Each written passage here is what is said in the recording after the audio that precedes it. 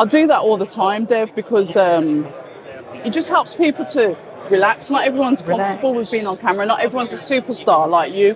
But you. No. Like you. No, I see you, Abs. Listen, I see you. we are in London town. Yeah. We are in Dev City. Wembley, but still London. Welcome to October Red, as you welcome me to another Queensberry show. It's good, Queensberry kicking them out like kids at school at 3:30. Good line. It's good, isn't it? I mean, Magnificent Seven. Every fight, it's a banger. I'm loving the Denzel Bentley-Brad Pauls fight. I'm very conscious that Brad Pauls is, stood next to me having his interview, but what a story, what a year that he's had. Best year of his life. Making history for Cornwall, becoming British champion. Now he wants to become European champion. Now he wants a world title shot. But guess what? Denzel Bentley wants a world title shot. Denzel Bentley could probably win a world title now. He'd back himself. Went up to there, fought Janibek in Vegas, I think it was, on an away show. Got short notice for it. Wasn't quite ready mentally. If he gets that shot again, he'd probably take it.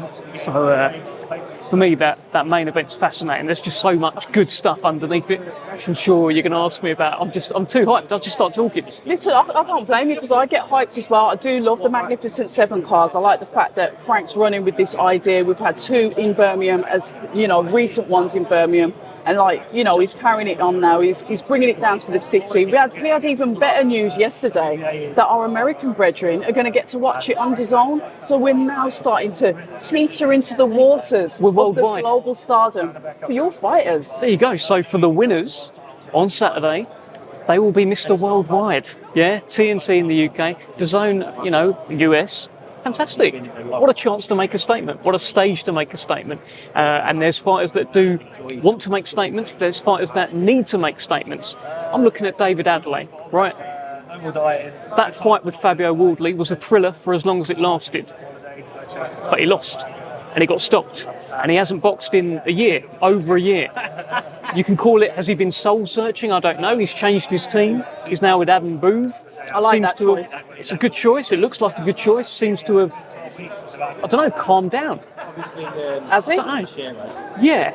Well, maybe it's just because it's sold acres. When it was Fabio Wardley, Adelaide was happy to maybe play the villain, talk it up, big stage, etc.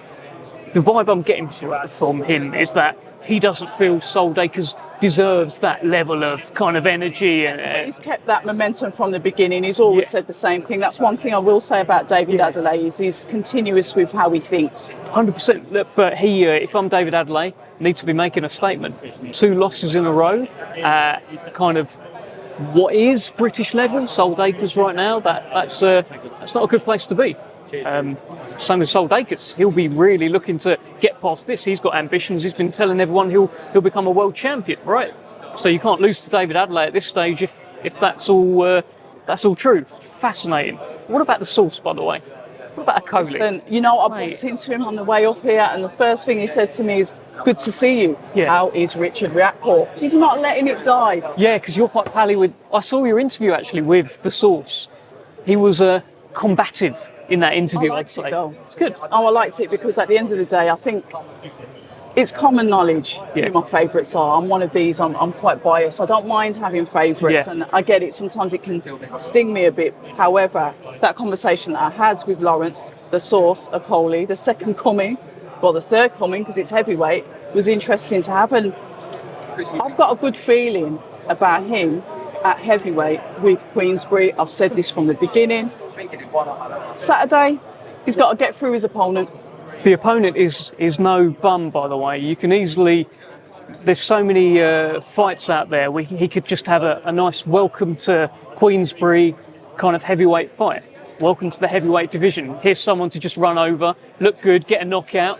He hasn't got that though. He's got a serious guy who really, really is backing himself in Hussein Muhammad. He's only lost 1 fight to Kosabutski. Kosabutski's a bit of a beast as well. Is Lawrence Coley a beast at heavyweight? I don't know. We're going to find out. I personally think he will be. I think he could go all the way. But yeah, listen, we shall see. I'm intrigued by him because the fights that he hasn't looked great in, I just put it down to being at a weight he shouldn't be at. I've seen him like getting his photos done today. He doesn't look like he used to, is what I'll say at cruiserweight. He's huge. I don't know how he ever made the weight. And I think it was a struggle to get down to even bridgerweight for him in his last fight. So a Coley, wherever he's going to be, 235, 240, 245, 250, I don't know. I'm curious to see what that number is.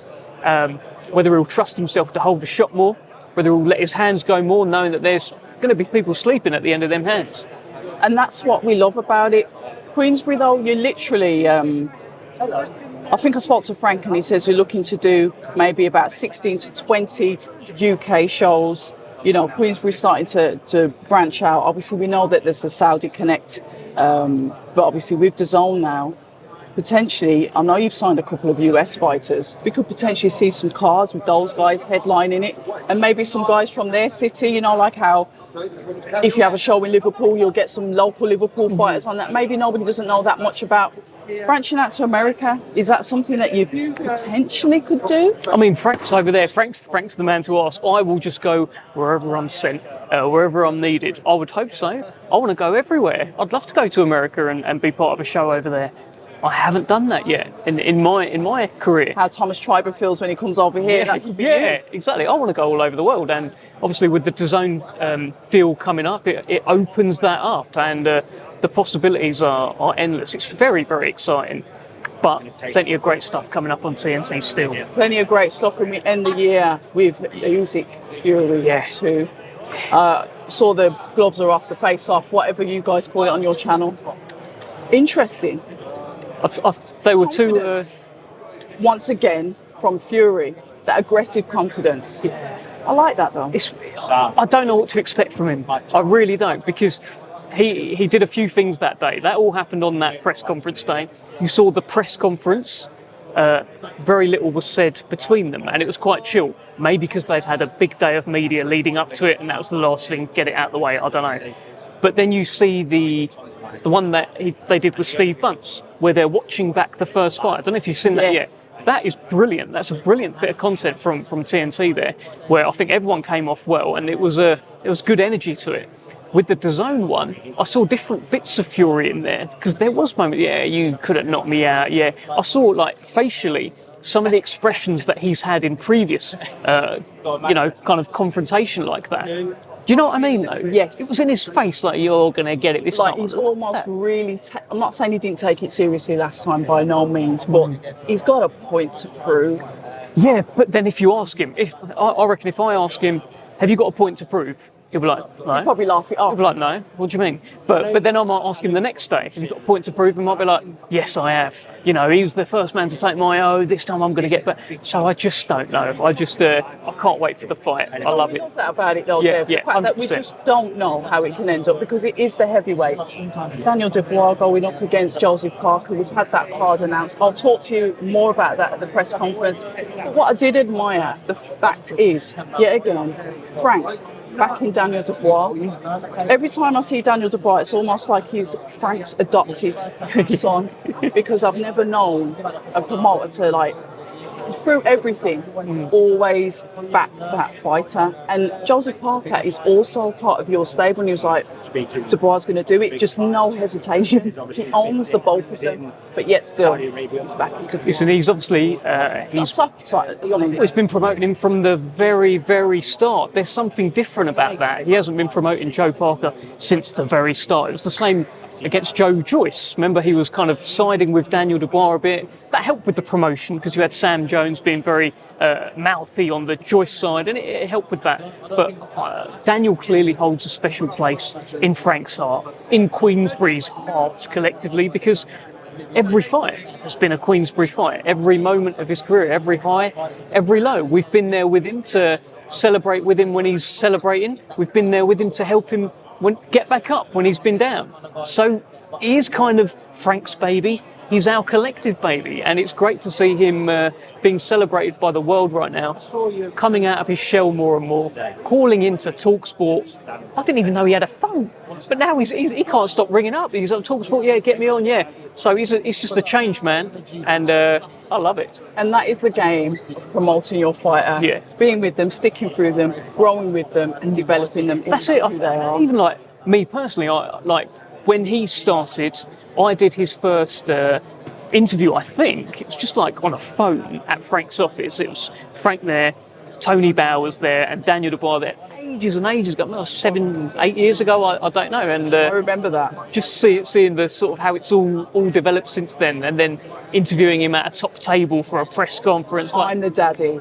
Crazy. I'm the Kingslayer. I love that. Just like, Different guy. Tell you what though, this Parker fight it's a hard one. It's a tough one. It's a proper of course one. it is. And because both of them are the most improved heavyweights, in my opinion. You've probably got number 3 against number 4 in the world right now. So it's probably the hardest fight that Dubois could have picked. But he's done it. Parker has this habit of diffusing heavy hitters. He was the first man to take Anthony Joshua the distance. He took Deontay Wilder the distance, never got hurt in that fight, and he beat him. Zhilei Zhang, he beat him over the 12 rounds, had to overcome a little bit because Zhang can bang, right? But he diffuses these guys. Daniel Dubois is the heaviest hitter in the heavyweight division. Can he be diffused by Joe Parker? Don't know. Can't wait to find out. Listen, I can't wait to find out either. So congratulations to Queensberry in the heavyweight stable. I'm looking forward to more fights that you're going to put on, and thank you for keeping the boxing in the UK as well, because it means a lot to us. We are quite patriotic, and shows like this do mean a lot to the fans, and you're part of that. So thanks yourself, Queensberry. Don't need to thank me. Thank Frank for everything. I'll But get Frank. I've already been waving at him. Yeah, just enjoy the show, Abs. I know you'll be there. Tell all your subscribers and your viewers, well done on your channel, the growth. I see it, I see you. So yeah, see you Saturday. People say I'm toxic, and honestly, I don't care.